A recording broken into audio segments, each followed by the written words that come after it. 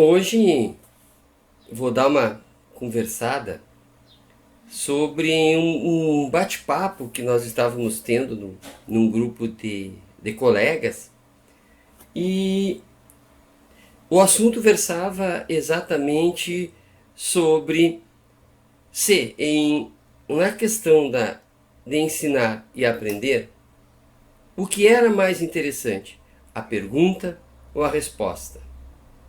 Ou seja, o tema do nosso cafezinho era pergunta ou resposta.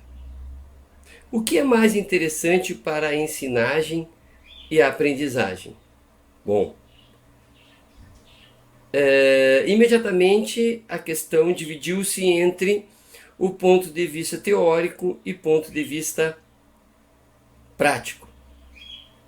Relativamente fácil, do ponto de vista teórico, as pessoas chegaram à conclusão que a pergunta é mais interessante que a resposta, porque a pergunta demonstra um espírito aberto, um espírito que quer o novo, que quer o diferente, que quer amplitudes, que não quer o ponto final, que quer continuar as questões.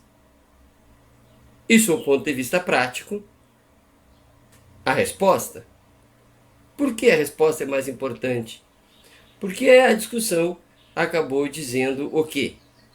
Que os concursos, que as provas, né, que na vida prática, o que importa é a resposta. Afinal de contas, somos todos avaliados por resultados. Questão bastante interessante se nós vamos refletir um pouco sobre isso. É claro que eu entendo, fortemente entendo, que a pergunta é muito mais importante do que a própria resposta, sob o ponto de vista de quem está aprendendo. Também para quem está ensinando. E preciso fazer uma baita crítica, abre aspas, a realidade. Na nossa questão, a realidade como as provas, testes, trabalhos, concursos públicos, onde o que importa é a resposta. Né? Fica a minha crítica violenta. Agora, me deu uma vontade bem forte de pensar o que significa se nós tentarmos, então, trazermos a teoria para a prática. Ou seja, ora, se é de consenso que a pergunta é mais importante que a resposta, ou seja, que o espírito aberto à indagação, o espírito aberto não à ideia do ponto final, a resposta, pronto, fechei, está entregue a resposta, mas a ideia de abertura, a ideia de questionamento, a ideia de quero aprender mais, quero ensinar mais, se ela é o que deve ser, quer dizer, se ela é o caminho, se ela é a criticidade, se ela é o que os documentos escolares todos dizem, o aluno aberto, queremos o aluno aberto à crítica, queremos o aluno participativo, queremos o aluno questionador. Se é verdade, eu creio que é, né? Mas se é verdade que a pergunta é melhor, qualitativamente melhor do que a resposta, no sentido que eu estou dando, quais seriam as consequências práticas? Essa é a questão bastante importante. Se de fato nós vamos fazer uma escola, um ambiente de ensinagem e de aprendizagem, de troca de experiências, voltado para a pergunta, nós temos uma reviravolta fantástica. Nós vamos pegar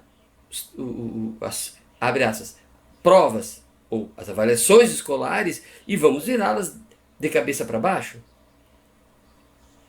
Aquelas questões que objetivam, que têm como objetivo, que desejam apenas aferir aquilo que o aluno é capaz de produzir num determinado de tempo exíguo, ou seja, no tempo da prova.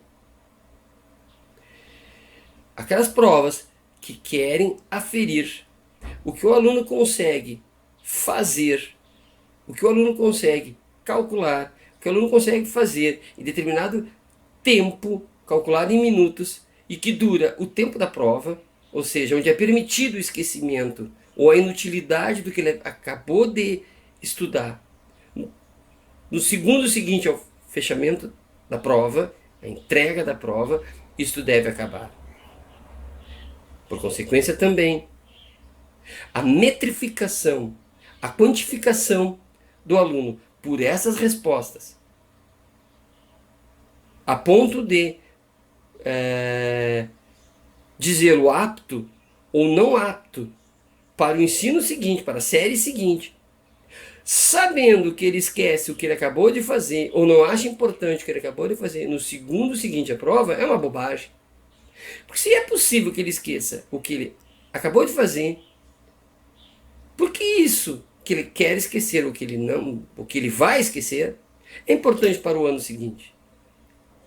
Então, essas avaliações, este jeito de ver o aluno, vira de cabeça para baixo.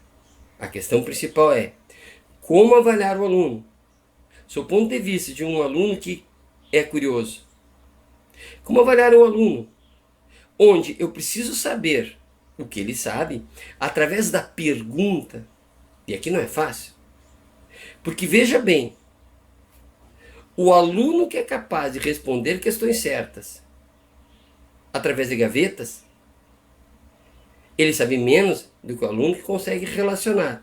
Veja bem, o aluno que responde Revolução Industrial o que é, Revolução Francesa o que é, e tira uma nota boa, é qualitativamente diferente daquele que pergunta, mas qual a relação de um com o outro?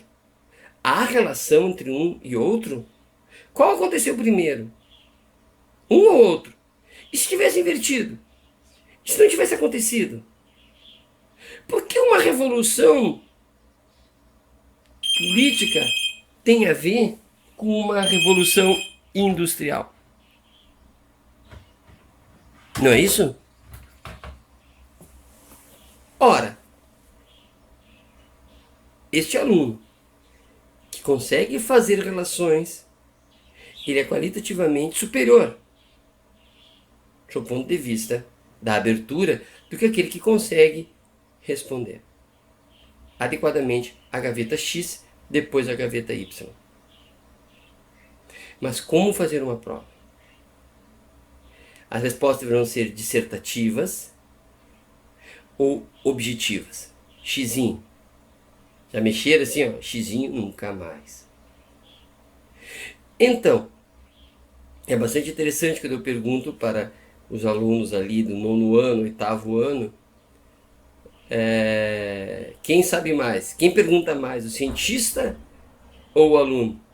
Geralmente, o aluno, o cientista não pergunta, o cientista sabe.